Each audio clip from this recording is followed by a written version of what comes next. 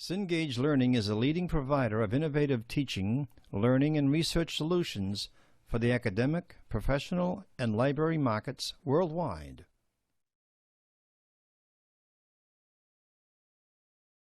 Changing product delivery organization. He's really changing the fundamentals, and he wants to do some hyper-performing, self-organizing things, something out of this world.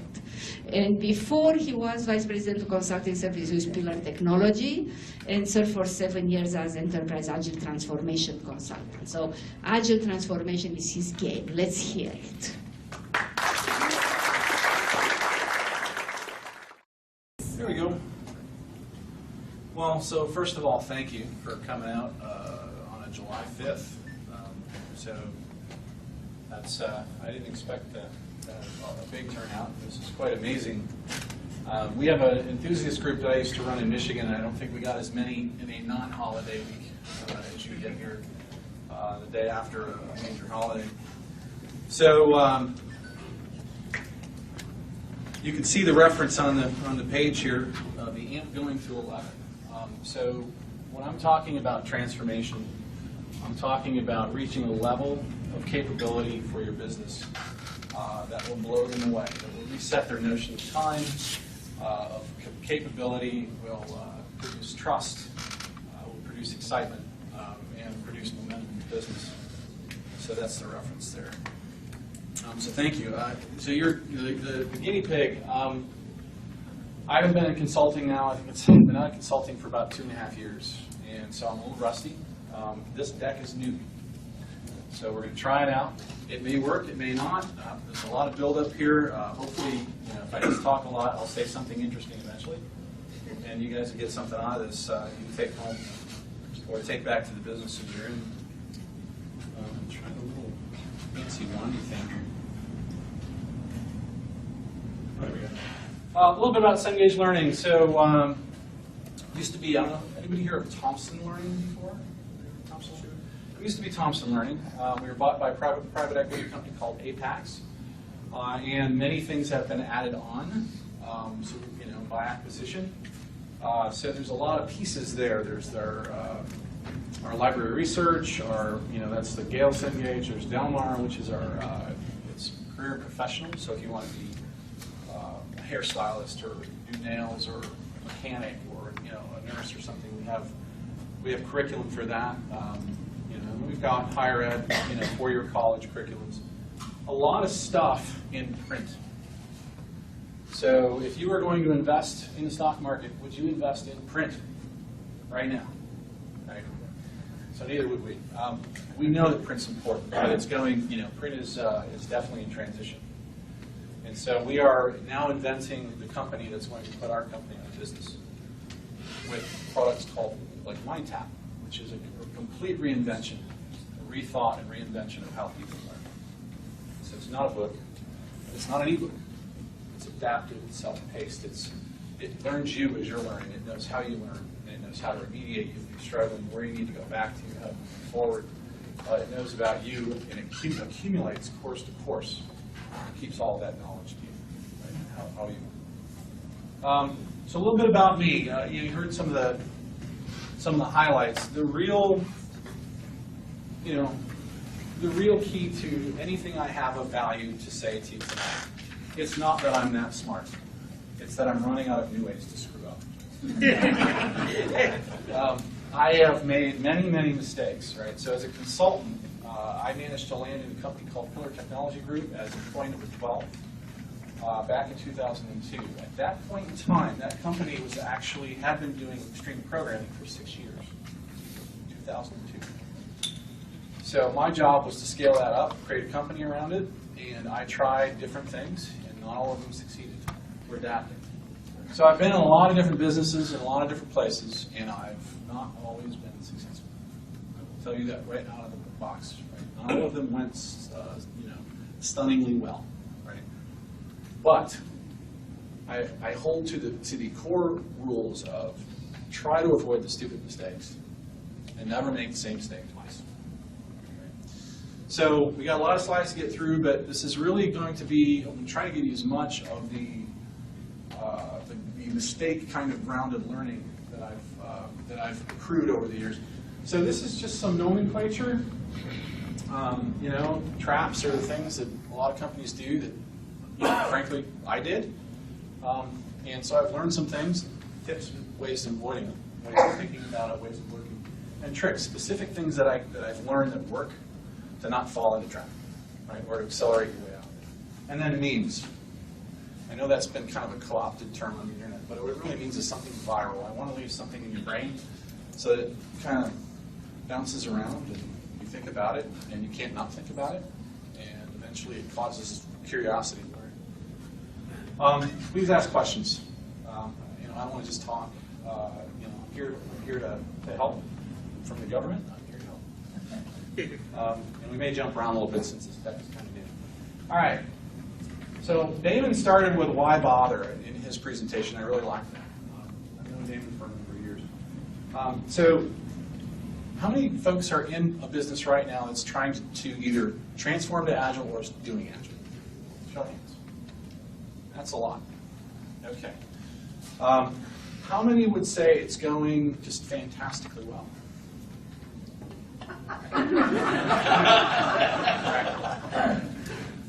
Either you're really shy, because you weren't in the first one.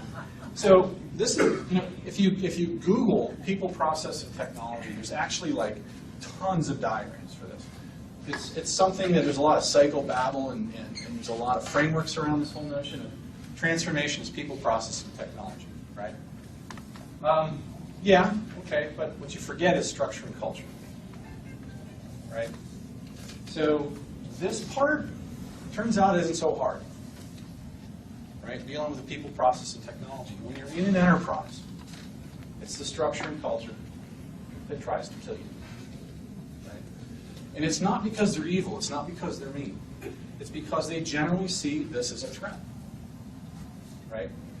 They don't think this is the right thing for the enterprise, and so they try to kill it.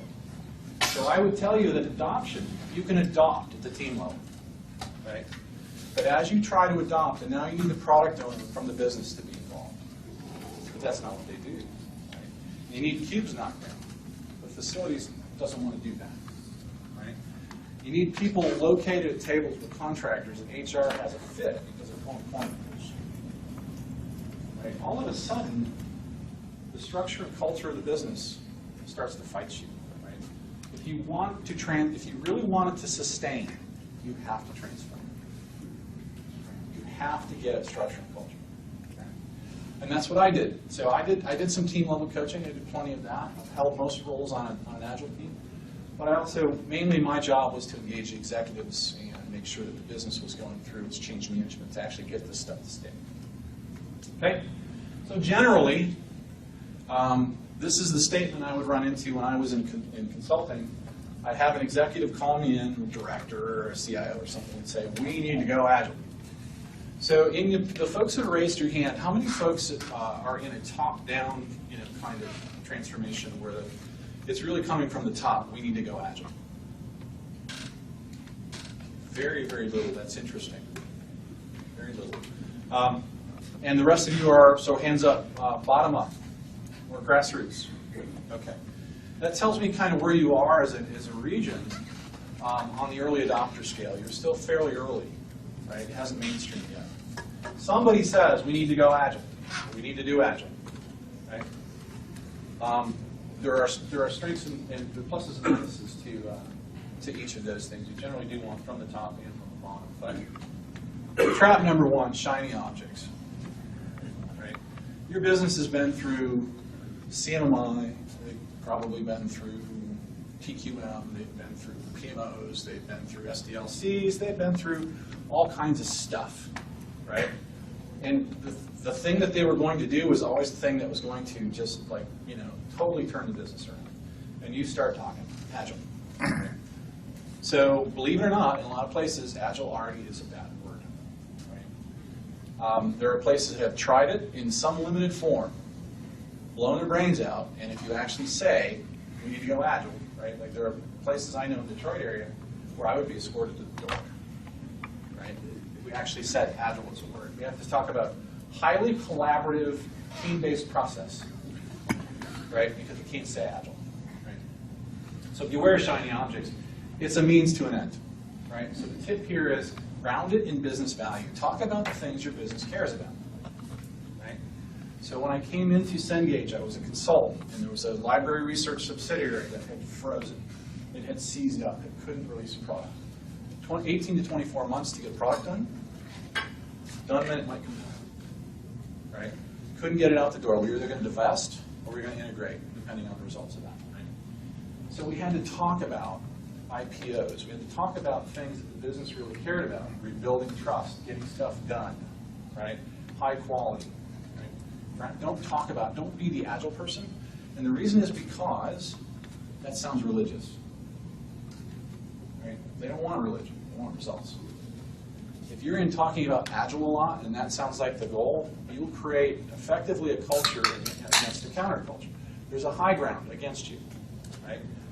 Okay, you guys are really about that agile process, but can we really focus too while we're doing this on getting work done? Because we really have to take care of our business. They don't see the two kind of joined up, right? That's what you're really trying to do, right? So let's practice this. How long should a sprint be? Somebody give me, raise the hand, give me an answer. 2 weeks. Anybody have a different answer? 1 week. 1 week? Why 1 week? Feedback were much quicker than. I like that answer. I like that answer. Can you repeat that? So we had 1 week, and it was because of the feedback that you get twice as much feedback, right? How often would you be willing to come and take a look at the product? All right. So that's very close. What is it? 15 days. 15 days. Why 15 days? Because when you do the sprint, when you first try to get the buy-in, the sprint has to be large enough so that when you use the product at the end of the sprint, it's something tangible. Okay. So I'm going to tell you all good answers, right? But I was at a conference with a guy, everybody heard the name Ron Jeffries, one of the original Extreme programmers, right? Ron's a great guy. He was a speaker at this conference. And somebody asked him this question, and I loved his answer, right? I'll try to do it justice. He said, that's not the right question. The question is, how frequently do you want to release, to be able to release, fully tested new value to your business? Right? If you can't release every month, then you should release every 2 weeks. And if you can't release every 2 weeks, you should release every week. And if you can't do it every week, every 3 days, you can't do it every 3 days, every day. Right? It's about your business, right? So if you're doing sprints and you can't release, in the lean world, that's still work in process, right? My business can't do anything with it. There's no value yet, right? So it's really not about the sprint length. It's about how frequently can I get stuff out the door for my business. New, good stuff, fully tested. That means fully regression tested. Not just the new stuff, but the old stuff. Right? Make sure it still works. So be really clear on grounding yourself in the business. This is this is actually an advanced tip for the first one, trick. Anybody heard of theory of constraints?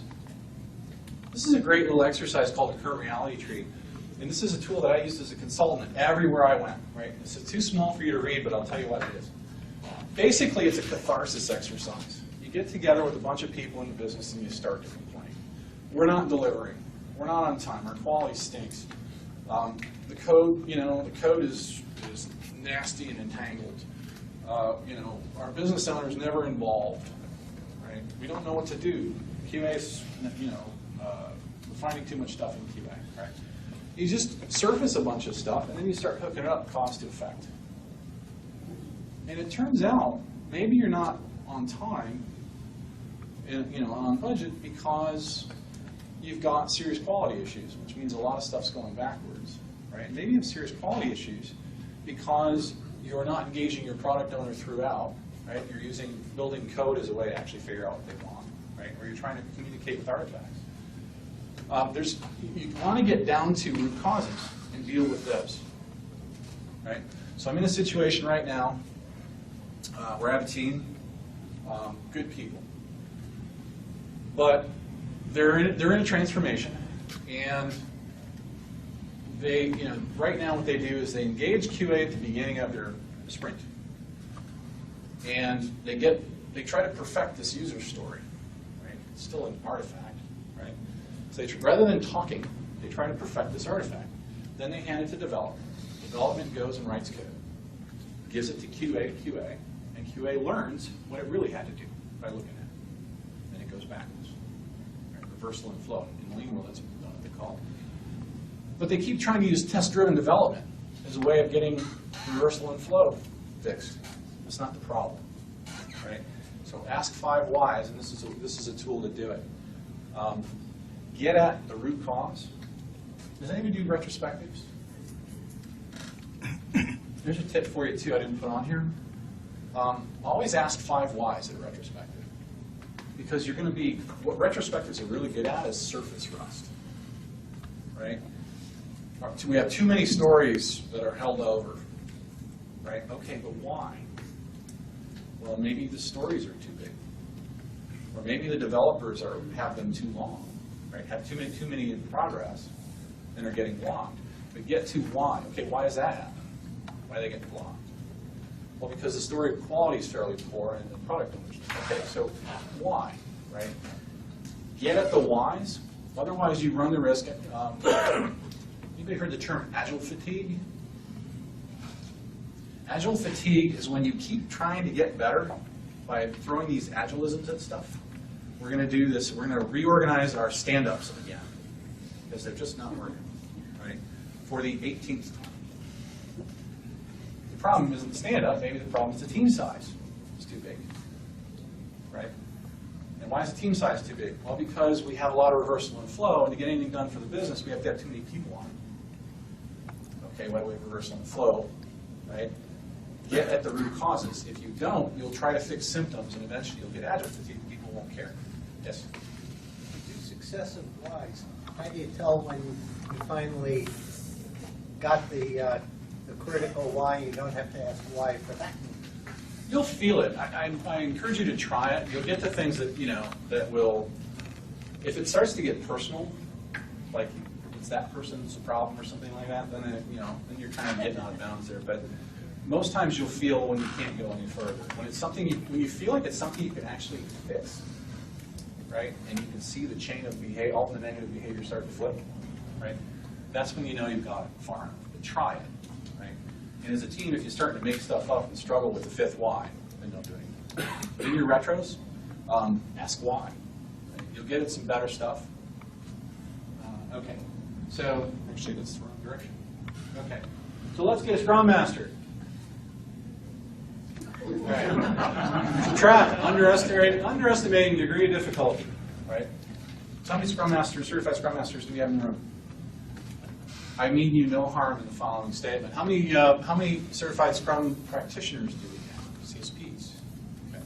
I mean you no harm with these CSMs, but to get the CSM, what did you have to do? I got a question to ask. What do you think Scrum Master means? It doesn't matter what I think Scrum Master is. How do you define what criteria of Scrum Master is? So I'll tell you, I'm talking about, adopting the persona of a business that has no idea what Agile is, right? Mm-hmm. And they hear this word certified Scrum Master. What do you think they think it means? Whatever HR has told me.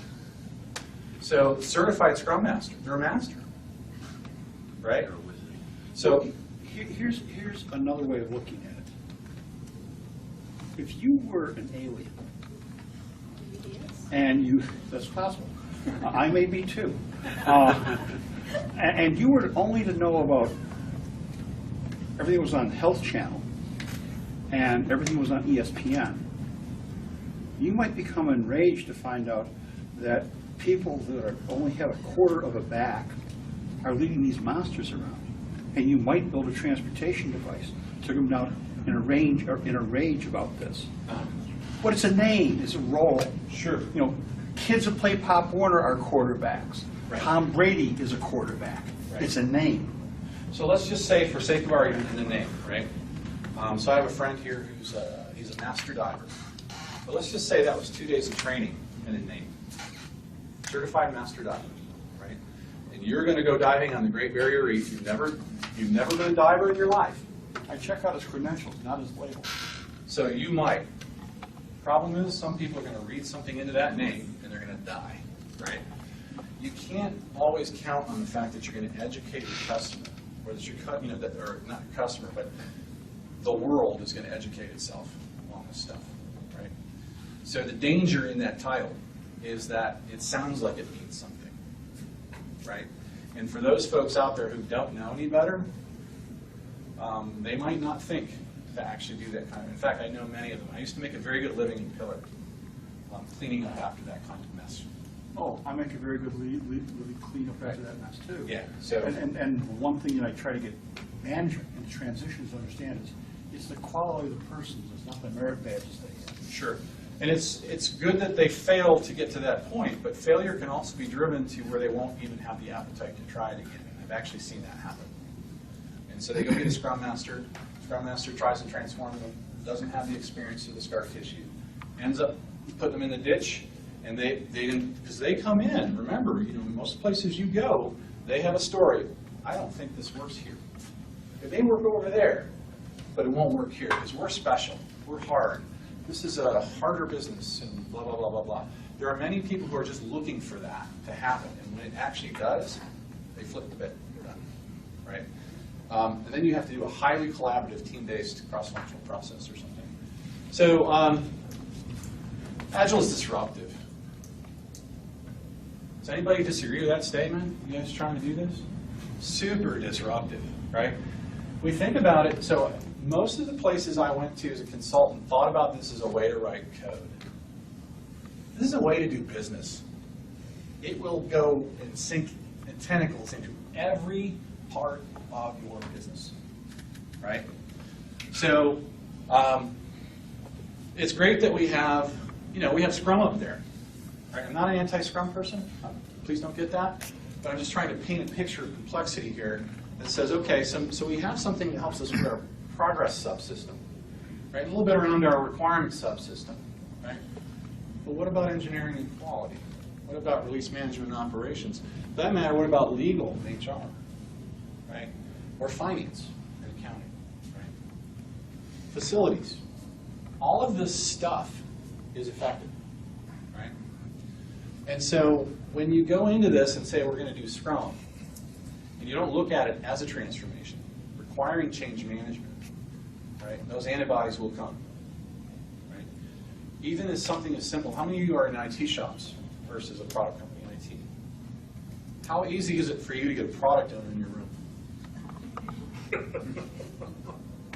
It's like an act of God, right? Because they have a day job. It's back to that structure thing. They have a day job. Now you're asking them to have another day job, right? Me, I'm a product company in my current incarnation. Somebody's paid to be in that room. But for IT, you've got to pull somebody off the line in the business who's very valuable. That's why they're your product owner, right? And somehow the business has to carry on. So just that is disruptive, right?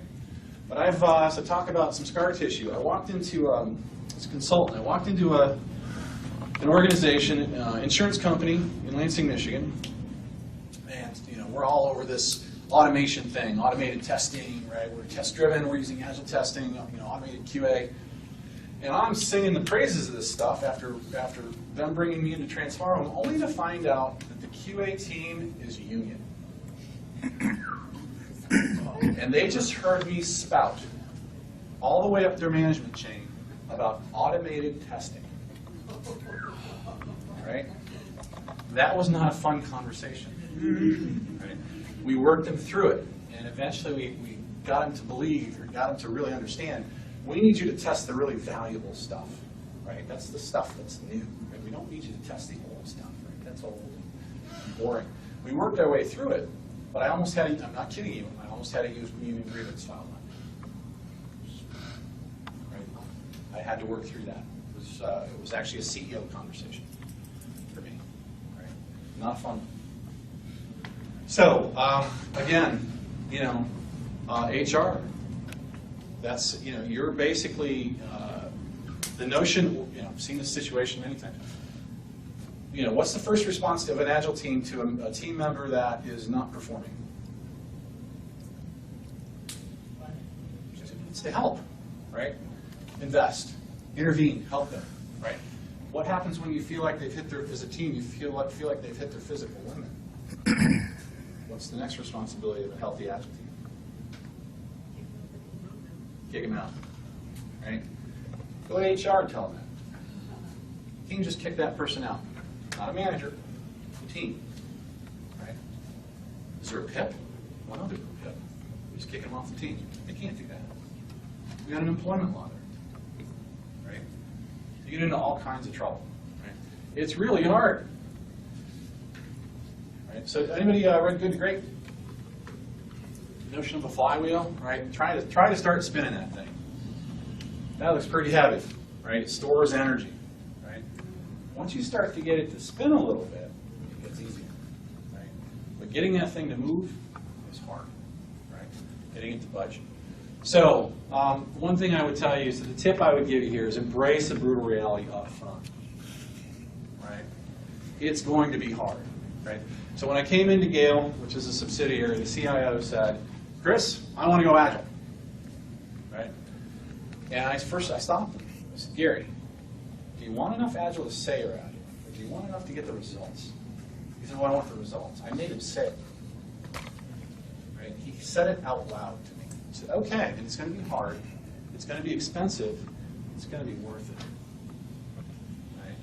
And he said, fine, let's do it. I set the table right there, right? And what we got is a business turned around. 4 to 5 months, from 18 to 24 months, 0 defect releases. On average, our products receive less than 20 hours of production maintenance support every year. They don't follow. How long between the two states? 2 states? How long between the 2 states? Oh, well, this was, I would say we hit this trajectory in probably 24 months. It was 2 years to get here. We've been enjoying it and kind of tweaking it, and still on trajectory, but maybe a little bit happy, complacent over the last year in terms of getting better. But 500 production releases across 5 teams in Farmington Hills last year. 500 plus. That's 10 deployments a week. Right? We could do more. Those teams are they're at full continuous delivery. They can take a single line of code and deploy it to production, fully tested, regression tested, smoke tested, unit tested, integration tested, performance tested. During the day, push of a button. Right? So it took a while to get there, but it was worth it. They paid, so here's a little trick, show me the money. For those of you in top downs, right? So for those of you in bottom ups, draw inspiration. What that means is that's a euphemism for I don't know how to help you with this piece, right? But from a top down perspective, when Gary told me he wanted the results, I said it's going to be hard, right? But it's going to be worth it. Go get $1 million. You're going to need it. If he couldn't get the $1 million, he wasn't serious. And he got it. If they're not willing to fund it, it can't be that important. Right? Whether or not I spent it, for me that was a litmus test whether I walked. Right? Whether this was actually going to happen or not. So I'm an informal advisor to consultant to GM, General Motors. And the guy that was charged with doing this is in the same situation. They're trying to do it on the cheap, right? I said, Kevin, go tell them, it's going to be hard, right? But it's going to be worth it. Go get me some money. And he asked for $8 million, and he got it. If they're serious about it, they'll pay for it. If they're not, this is a good canary in the mine for you. Okay? Questions? Okay. So we tried that here and it didn't work, or any other sense of business objections, right? Very few places you go now have not tried it. It's something, right? At Gale, they had brought in a company, it's a coaching company, that really didn't have an Agile practice. They read some books, right? And they got in the conference room and they did it really badly, right? So it's not like we were starting from 0, we were starting from -10. Business wasn't bought in, didn't work, right? I don't want to do that again. It was really painful. So, trap. That's hard to see, but that's a guy kind of dancing alone, right? And everybody's kind of looking at him like, what's wrong with you? You know? He's just kind of, all right, cool. And he's thinking, if I just dance here, somebody's going to, I'm really good at it, somebody's going to come and start dancing with me, right? If you're technology and you're dancing alone and you expect the business to come, you know, think you're really dancing well, and they're just going to come dance with you, it ain't going to happen, right? You need them bought in. You need air cover as well, right? So for those of you who don't have executive air cover, and you're starting to mess with facilities and HR and legal and finance, right? And those corporate antibodies come, that's a tough spot to be, again. You got to get a wave of change is build an executive. You can't do it, but you need an executive champion. Right? You got to have them. So when you're trying to, you talk about, I've heard some stories about the business not being bought in or not, across the board. Who hasn't eaten tomato? Anybody? Okay. So imagine you're an alien, or an alien lands. They've never had a tomato. So what I want you to do, I'll give you an assignment, and $20 to the person who does this successfully. Just do a PowerPoint presentation on what a tomato tastes like. When I was with Pillar, on my laptop, I have 50 presentations describing Agile. They all stink. And I realized the 51st wouldn't be any better. The reason is it's experiential. You can describe it, but it's adaptive, it's teamful, it's responsive, it's all this stuff. You can't put a deck together and actually have somebody understand what it is. They can apprehend it, you can't comprehend it. When you're trying to get people on board, you need excitement, right? So you can't get excited about a PowerPoint presentation, right? So, trick. Now this is, if there's one to take away, and I don't know who this would be in your area, maybe I can figure that out. I want to be this. So Cengage, the local office, we're going to be this, right? That's my commitment. But let's. So I've had. We do. My Farmington Hills office. We do 40 tours a year. So we open our doors for anybody to come through. I've had John Deere in there. I've had Ford in there. GM. I've had. A bunch of them. My mind's going blank. So we have a lot of people come through. Insurance companies, whole banks, and they want to see it. They want to feel it, right? And the reason we do it, because the way that we got people on board again at Cengage, the thing that flipped them over the most, is we rented a bus. And we loaded up the bus with people from the business, drove them down to a company called Menlo Innovations in Ann Arbor. Menlo's an Agile shop, they're an XP shop. There's tables, there's Buzz, there's cards, there's Hum, there's, they're doing it, there's pairing, there's all this stuff. You can go there and in 2 minutes say, I get it. It's loud, it's interactive, it's collaborative, right? I think I get this, right? So that flipped over. These skeptics, they said, we didn't do this. This is nothing like we did, right? Can we do this? Yes, we can. So find an environment, and I will commit to you, I will produce this environment. It's going to take some time and some help, but I will produce this environment and get people in it, right, who are, and again, executives, right? You build executive sponsorship, get them into something where people are really juiced. So you are free to use this video. I had GM actually come into my environment and film with a professional crew this.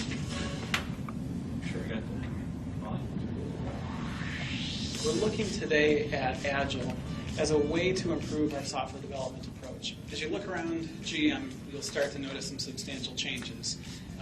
The EPES project was one of the earliest teams to make a physical difference in their space. On the Renaissance Center, in their floor, they took and tore down the cubicles and created an open, agile architecture where the teams are facing each other in more of a collaborative, team table style environment. Previously, we were in our cubicles and we would email each other to get information. Now, as we're working more face-to-face, we get the benefit of not only interacting directly with our partners, but we also get the ambient knowledge of the entire team working near us and us learning from what's happening around us.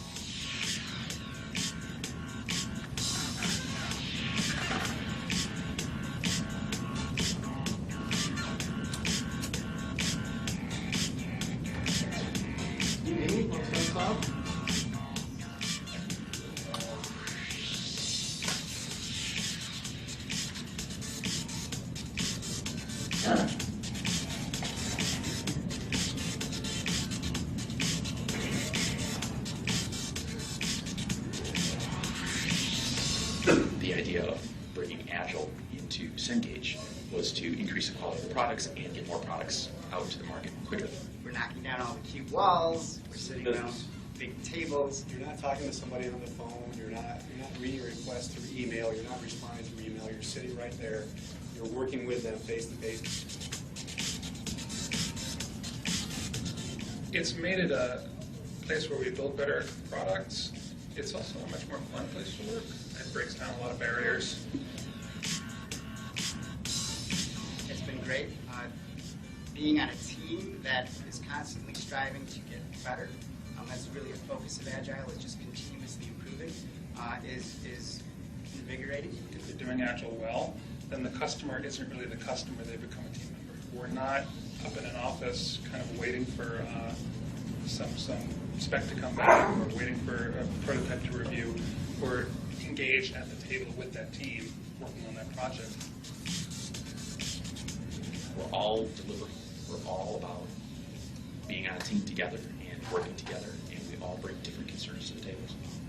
Behind us, one of our QA leads is holding an impromptu session around quality. You hear the passion though? Yeah, you gotta like that.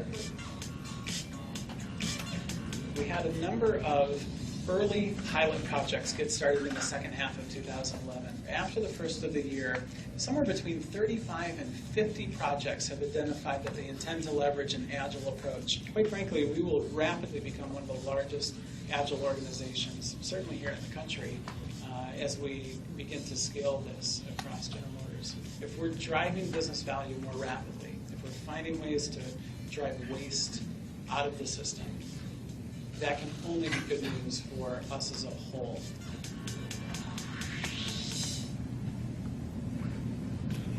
So, get out of here. Chris, is there any spill between the manufacturing side of GM and this? So right now it's their ISNS group, which is their information technology group, which has they currently have an SDLC, waterfall-based SDLC that that requires 255 artifacts from start to end. And so they've done calculations. The cost of a project without doing any work is about $200,000 before you actually add scope. Right. And so it's quite long, it's quite failure driven, and it's all outsourced. And so they basically just abuse their vendors as a way of succeeding. Right? Legal makes more money from in IT for suing vendors than so they're really trying to transform. They have new leadership and it's a different culture, but there's still a lot of inertia in it. So take a tour, bring people through, right? You'll understand it better. Another trick: use a control team. I don't know how many of you have this kind of influence, but when we did Cengage, we did Gale, we did 4 teams wide. We didn't start with one team. We did 4 teams wide. And we brought in a 5th team. It was all stacked with aces, all consultants. Right? They were showing software the second week of the project. Cengage had never seen this before. So the guy, the VP of Publishing was our product owner. He's kind of a bungee jumping X gamer, early adopter guy. So we found a good, respected person from the business who was an early adopter, put him as our product owner on a fully functioning team. Right? So all the people who would normally say, well, it won't work here, it doesn't work here, right? That objection was eliminated immediately. So in one of the, we would do monthly project reviews, and they'd go around this room, and project A, how many defects? 300 defects. You know, so greener, how many defects? You know, 450 defects. Career transitions, how many defects? 0 defects. I was in the meeting this happened. No, we mean like high, low, and medium defects. 0 defects. The room was quiet. It completely reinvented their imagination. Holy crap, you do that? Right? At that point, everybody saw this is where we're going. This is what we're going to be. Right? This is why we're doing this. And I had this product owner just singing, "Oh, this is so much better. We got, you guys are going to love this. Wait till you get in an Agile team room." Right? People were clamoring to become product owners. If you don't use a control team and you're struggling, right? Business is kind of looking at you like, all right, I'm going to try this. You took me on the tour, but it doesn't look like we're getting there, right? Maybe it doesn't work here, right? Get a control team if you can. If you have this capability, so what we're also doing with that control team is we had them actually doing the hard stuff. So if there were new frameworks that we're going to get thrown off of something, or new ways of dealing with this, this portal thing or whatever, we gave it to them, right? As part of their project. They plowed the road, figured out how to test drive it, figured out how to deploy it, how to automate everything, and then everybody else just fed off of that. Those other teams that were learning had the space, right, to just feed off of that while they were building skill. Okay, so here's a trap. Skydiving for dummies, right? So we're going to go Agile. Let's read this book, right? If there's one fundamental thing I take away from today, it's this one here, right? We're going to read the book. I made a really good living with this as a consultant. I'm suffering from this now. I have numerous parts of the business that wanted to go Agile before we got this transformation thing in gear. They read a book, and not going so well, right? It's about building individual teamful skill. Not about following process. It's not about the new SDLC being, whatever. Building skill requires learning. This transformation is personal. That's what they said on the video, right? Learning requires practice. Practice produces failure, right? I'll just read you the slide. I don't normally do that. Bottom line is, you got to practice, you got to fail, and that drives in learning and improves skill, right? Ain't no swim lane diagram I can give you. So ask yourself, when you're thinking about just reading the book, how expensive is failure? When the foundational concepts of Agile is fail fast, fail cheap. If you're writing software to figure out what your requirements are, that's kind of expensive, right? It can be. If there's a way to actually figure out your requirements while you're writing your software, it's actually better. So get a coach. Right? So I use the skydiving metaphor here. How many of you, are, when you're going to go skydiving, are going to read a book? Right? I'm not reading a book. How many of you are going to go get someone who just read the book and got a certification? I want the guy who's had, 2,000 jumps, his chute has failed 10 times, right? Is not going to freak out and freeze up, right? If that happens to me, right? So Steve's a master diver. He's talking about learning in a pool, right? If you're going to go out, don't learn on the. I actually have a guy who I asked. He's a Cengage guy. Have you ever you scuba dive? I use that metaphor all the time. He said, well, actually, I do. I did. I said, well, how did you learn? So it's a funny thing. My wife and I were going on vacation in Australia. We always wanted to dive the Great Barrier Reef, but we've never been divers before. So we watched a half-hour video. They gave us scuba tanks and threw us out on the Great Barrier Reef. He said, I almost died. I climbed back in the boat, threw the tank off, and was done. Right? I said, so the metaphor holds. The metaphor works. Right? I don't want a coach that doesn't have some scar tissue. Right? I want someone who's failed.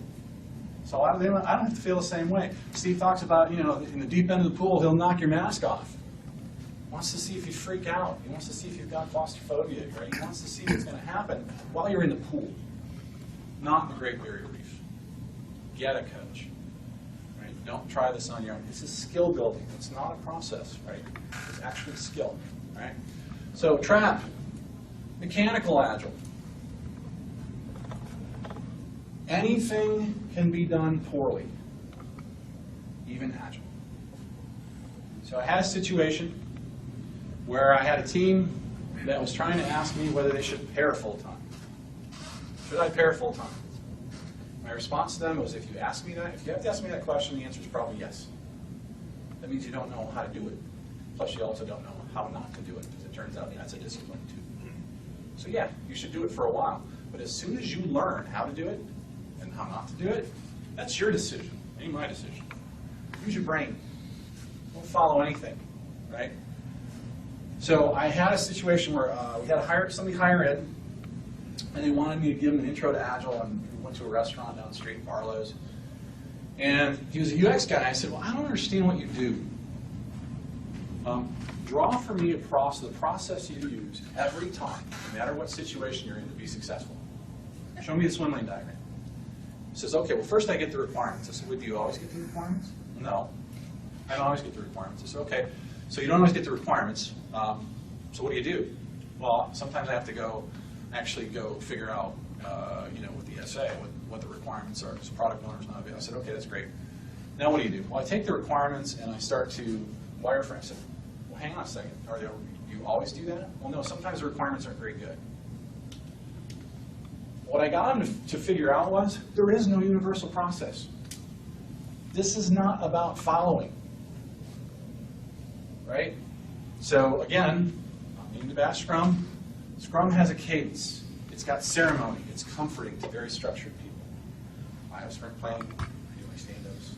I have my review. I do my retro. I have sprint penalty. Right? It's prone to mechanical. It's repeated. Part of that's good. It gives you rhythm. Right? But what you got to be really careful of is you always know why you're doing what you're doing. And if you shouldn't be doing it, don't do it. And sometimes actually not doing it will really inform you as to why you did it.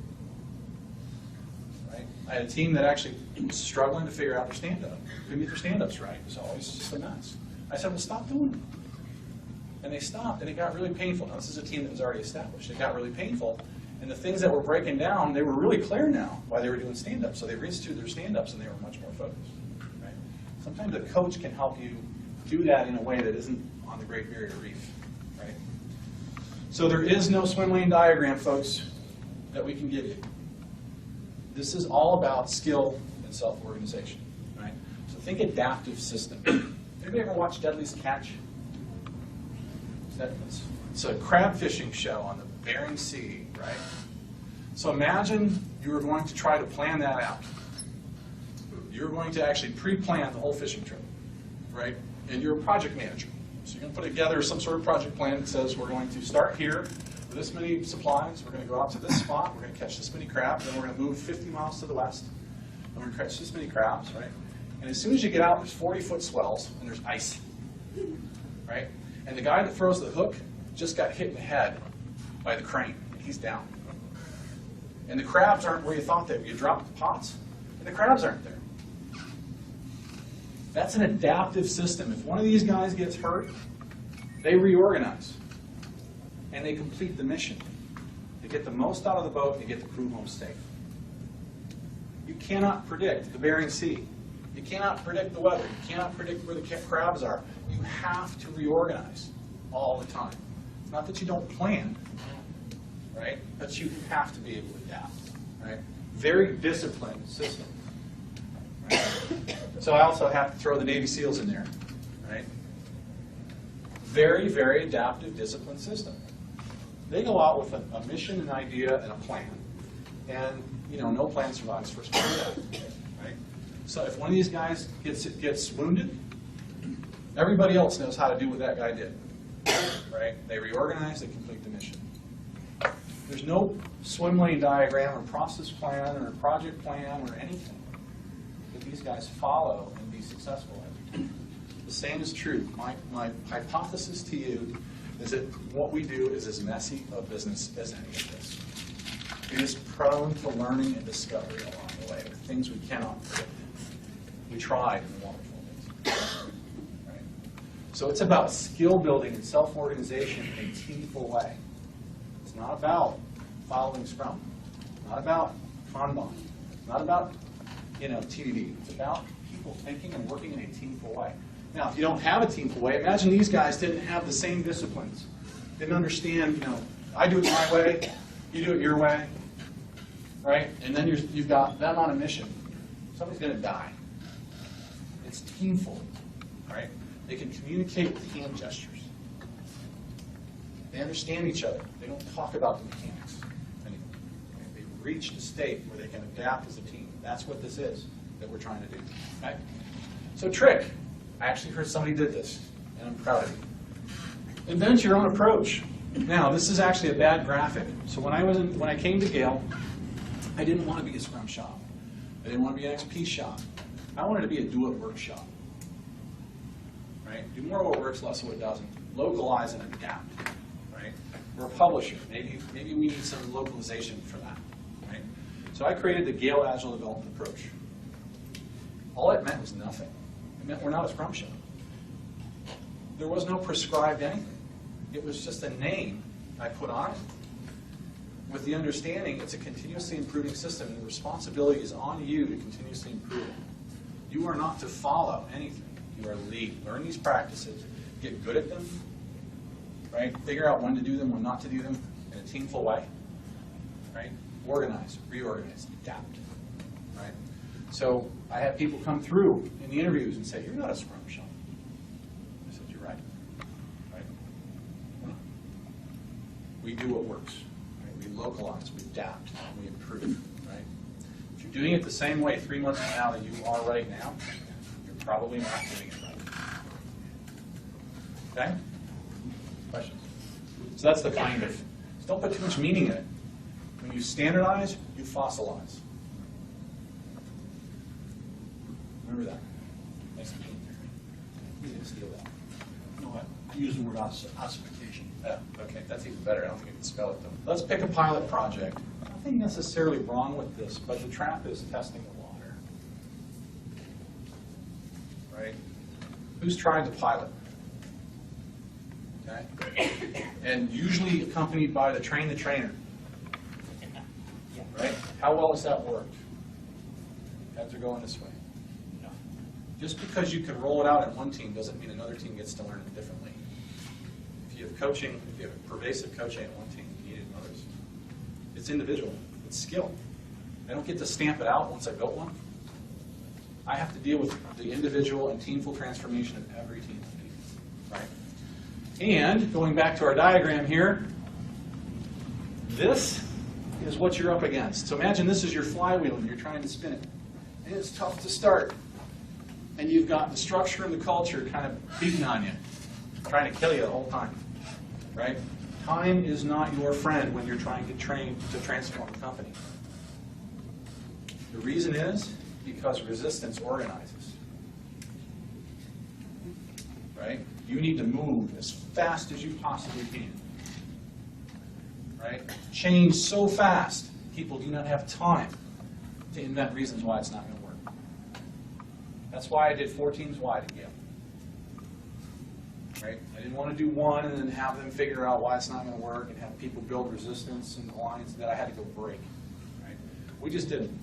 So the funny story, make sure I take care of your time here. The CIO was fantastic. He's an ex-turnaround guy, best exec I've ever worked with. I get into his office. He hires me. I come in on a Wednesday. On Friday, he puts a floor plan in front of me in his office. He says, "Chris, I want to know where my Agile team rooms are going to be." I said, "Okay, Gary, let me have a look at it. I'll have it back to you by Monday." And he looks at me and says, "You know what your problem is? You work on calendar time. I work on watch." I said, "How about in 2 hours?" He said, "That's better." He was in a hurry. Right? He said, "I'm going to change this place so fast. I'm going to drive my own change so it doesn't get driven to me. And I'm going to change it so fast they can't invent reasons why it's not going to work." Right? It will not be able to organize resistance. Okay? So get it done. Knock down the cubes. 3 weeks we had cubes down. Right? So I've been in environments in insurance companies where it took a year to get the first cube down, by the way. 1 year to get a cube knocked down. 2? Yeah, so you're dealing with that, right? Some of these things are really hard to do. So, tip, make it safe to try and fail and try and fail and try and fail, right? So we had a rule that we instituted, and we still have this rule. If you mess something up and you say, I'm sorry, the only acceptable response is thank you, and you move on. So thanks for bringing that up. Appreciate it. All right, what are we going to do? All right. If you do not have an environment where courage can exist, trying to get your adoption and transformation done is going to be really, really hard. You don't have the clearing for people to try. Right? It's a failure-oriented kind of culture. Right? You need success to breed trust. You need trust to breed momentum, and that will breed success. But you need some failure before you're going to get the success. Right? So make it safe. This is to leadership. Some of this is more in, obviously, to executives, but it has to be safe to try and fail. Okay? But just as importantly, who knows what that picture is? Who did it? Cortez. Cortez burning the boats. Right? You need to burn the boats. It needs to be unsafe to stay the same. If people can put their heads down and resist, just try to outlast it, they will. Right? So we had a mantra. Right? We're going to change the people, or we're going to change people. Right? You don't have to do it, but you don't have to work here. And it's not moral. We part as friends. Right? It's not a bad thing. It's just we're just not going to be successful together, and it's not compassionate to keep people in situations where we're not going to be successful. So we burned the boats. There's no going back. You lost your cube. It's gone. Right? And you had to move into space. And we announced principle. We believe in teamful work, not individual heroics. We believe in what we're doing here, and this is where we're going. You don't have to be part of it, but you just don't. You got to burn the boats. Okay? Here's a little trick, one I wish we'd have done more of here in Boston, which is establish a cultural majority. When I did Gale, so understand, when we did the Gale transformation, I started with a blend. I went after some of the the delivery subsystem stuff. We started with Scrum, 1 week sprints. Same for that very reason, feedback and pain. Right? That's what I wanted, was feedback and pain. And so we started there. We also started with test driving. So we started with some engineering and development practices, clean code and test driving. Okay? Kind of got them together. I brought in a team coach and a developer coach per developer. That was that $1 million. Right? Every developer had a full-time pair coach for at least 30 days, up to 3 months. Accelerated them through the learning of TDD, test-driven development, like nobody's business. Right? But I also brought in a few more developers that were really good at just moving cards across the line, getting stuff done. The net effect was we had more people who knew it than people who didn't on that team. That's why I spent the money. It was all of a sudden a minority, the old culture, and it was extinguished very quickly as a result.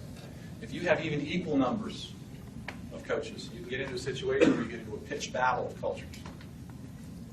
Right?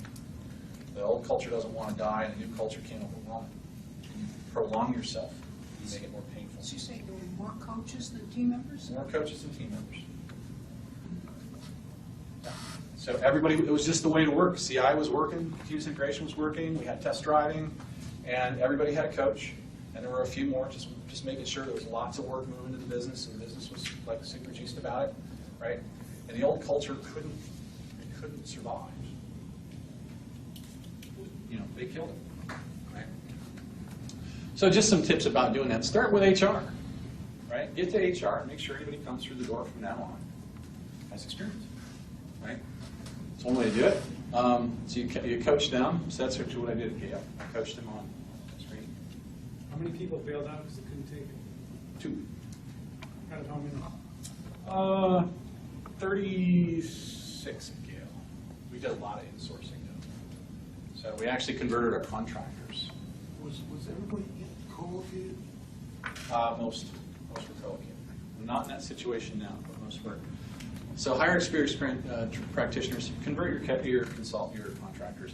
I know some of you folks are probably contractors, but the notion there is that if I can get whatever tool I can to get the most practitioners on the team that I can get, right? That's the faster I'm going to be able to transform and get the trajectory, right? So that's what we did, and we augmented with coaches, consultant coaches. I had a ton of coaches. I made a lot of money on that gig when I was a coach. But they hired me, so I must have done something right. What does convert contractors mean? Well, it means, so what we did was two things. We swapped out contractors that didn't know Agile for contractors that do. And we also converted some of our contractor spend to FTE. And we hired FTEs that had the skill, right? Because I could actually get 4 FTEs for the price of 3 contractors. Right? So I used that kind of tools to actually stack my environment a little bit with people who know how to do this. So I had FTEs that knew how to do it, I had consultants that knew how to do it, and then we invested heavily in the FTEs that were remaining. Can you talk a bit about that, transforming recruiting HR? So, so how many folks work for a company maybe smaller than 200 people? Okay. So the rest of you will assume will get this a lot better, which is corporate HR and recruiting does not do well at finding good technical talent most places. They hire janitors, they hire salespeople, they hire people in business, they hire all these people. So to actually go out and figure out what a good technical, person looks like, they don't know where to fish. And if they manage to throw a line in there, they don't know how to identify them, right? Whether it's a keeper or not, right? So what we did was we engaged my pillar recruiting. I engaged the recruiting inside of Cengage and actually taught them. This is where you look for those people. Here's how you think about, when you're interviewing. Here's questions you can ask. And we instituted Pillar has very, very stringent testing on the way in. You have to test drive with somebody. You have to write code with somebody and show your TV skill. We implemented all of that, trained them on how to do that. So only the only people coming through the door after that moment were proven practitioners. Sounds like you almost peer coach then. Yeah, peer coach did. That's exactly what we're doing. Okay, so trick, hold transformation stand-ups in the space as you're building it out. This is actually good socialization of change, right? Yeah, I'd like to have pictures to say head dogs, but when we were ripping out the space and people were going to lose their cubes, there's a lot of fear, right? The way to get that fear out was we were actually having stand-ups in the space as we're building it out. What are your concerns? We never asked them if they were willing to do it. That's a transfer of power, right? Be very careful transferring power because they can always say no, right? What we said was, here's what we're doing. What are your concerns, right? And so they said, well, I'm worried about my personal stuff. Well, we have lockers on the outside of the team rooms. You can put all your stuff in there, right? But the reason we're doing that is so you don't nest. So if you need to work with Steve today, you'll be over by Steve pairing with him. If you need to work with me today, you'll be pairing with me. If you're surrounded by your stuff, you'll be there and you'll be sending emails. So we announced principle, and we coached in the stand-up, and we worked them through it, okay? We also did fun stuff, so I'll probably finish on this. So there's a little machine gun there. What Gary did, he came into the team room 2 one day, which I was in, I happened to be in, with a black bag full of Nerf dart guns. And he equipped the whole room with Nerf dart guns and told them to go attack Team Room 1. What he didn't tell Team Room 2 was that Team Room 1 was already armed and waiting for them. And so it was a massacre, right? All of a sudden, everybody's running back and darts are flying, and, but it was fun like that, right? So he actually had, ways for the teams to have fun as teams and as a floor, right? We went on bowling things, we did, some team building outside. But when we moved into the space, we each got one of these shirts. That's actually my arm. It says on the front, Gale Agile Development Approach. And on the sleeve, they gave up the key, but I got this shirt, right? So, and everybody wore them. They loved them, right? For little cost at all, it caused bonding, it caused forming, right? For very little money. The guy's a genius, right? I really like him. I think we're kind of at time. Do you want to go 5 minutes, or are we done? Okay, we got to vote for 5 more minutes. All right. So one more trap here. We're doing it. All right. This is a little bit related to, and I think this was going to be a little bit less interesting, and maybe a little bit less fleshed out. But the notion of we're doing it kind of goes back to mechanical. You get into a situation where there's a notion that success breeds momentum. But when you build up enough success, people don't care anymore. Right? So once you actually start to feel good about what you're doing, right, you start to get tranquilized to it. This is better than the last place I worked. Do I really need to get much better? People have natural passions. You'd have to figure out where you go. Some people are very passionate about what we do. We're the search engine team, we're really into the search. We want to get sub-second response. We want to get this thing just humming, right? Some people are really passionate about how we do it. This agile stuff is really cool. We need to be faster. We need to be better. We need to have higher quality, right? And some people are just really conscientious about getting it done. I want it done, right? So when you have a situation like this, you always do, and you've got, in most cases, what I've seen is you have more people over here, in here, than you have here. Right? How you deal with this is important. If you have a team of 5 people who are really passionate about what we do, and you put one person on it that's really passionate about how we do it, how much continuous improvement do you think that's going to drive? Not much, right? How you mix your people is important. When you want to drive practice improvement, take your early adopters, collect them up, right? So this is what we did at Gale. I saw it start to stall, right? And so we collected them up, the early adopters, and they went and they said, all right, 1 week is too long, we're going Kanban, baby, we're going continuous pull, right?